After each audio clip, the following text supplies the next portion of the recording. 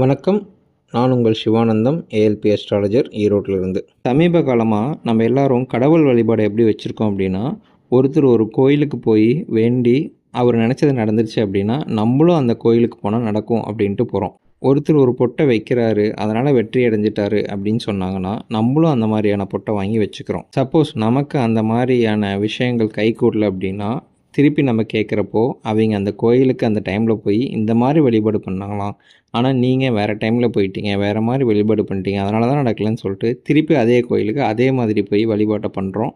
ஆனாலும் ஒரு சில நேரத்தில் நமக்கு நடக்கிறதில்ல. இது ஏன்னு யோசிச்சுட்ருக்கீங்களா? அப்போ உங்களுக்கான வீடியோ தான் இது. ஏஎல்பி அஸ்ட்ராலஜி அக்ஷய லக்ன பதிதி, லக்னம் வளரும் என்ற கண்டுபிடிப்பை நமக்கெல்லாம் வழங்கிய என் குருநாதர் திரு புதுவுடைமூர்த்தி ஐயா அவர்களுக்கு என் நன்றியை கூறி, ஏஎல்பி முறையில் நம் ஜாதகத்தில் ஒவ்வொரு 10 வருடத்திற்கு ஒரு முறை நம் லக்னம் மாறும் பொழுது நம் 9ஆம் பாவகமான இஷ்ட தெய்வத்தின் பாவகத்திலும் மாற்றம் அமையுமான நிச்சயமாக அமையும். அதன்படி உங்கள் ஜாதகத்துக்கு ஏற்ற மாதிரி 9ஆம் வீட்டுக்கு அதிபதி எங்கே இருக்காரோ அதை பொறுத்து தான் உங்களுடைய வழிபாட்டு முறை இருக்கணுமே தவிர, பக்கத்து வீட்டுக்காரங்களோ எதிர்த்த வீட்டுக்காரங்களோ இல்லை மற்றவங்களை பார்த்தோ நம்ம வழிபாட்டு முறையை அமைச்சிக்க கூடாது. ஒரு சில காலகட்டங்களில் நம்ம இஷ்ட தெய்வ கோயிலுக்கு போனால் நமக்கு மன அமைதி கிடைக்குமானா நிச்சயமாக கிடைக்கும்.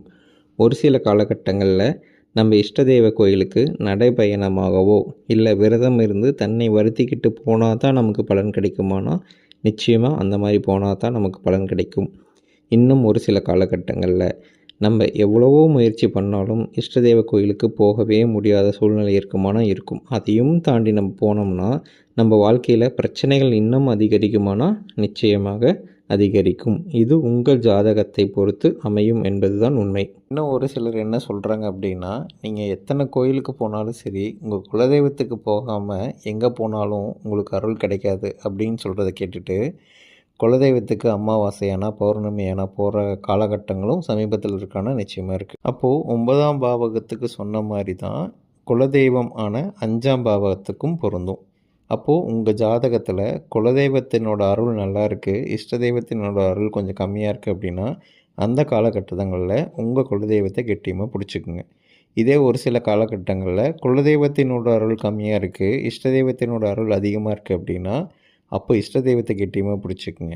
ஸோ இது மாதிரி உங்கள் ஜாதகம் என்ன சொல்லுதோ அதை பொறுத்து தான் உங்களுடைய வாழ்க்கை அமையும்.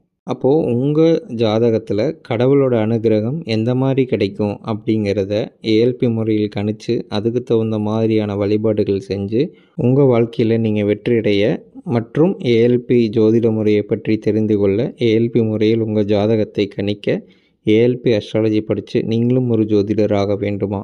கீழ்கண்ட வாட்ஸ்அப் எண்ணுக்கு தொடர்பு கொள்ளுங்கள். நன்றி, வணக்கம்.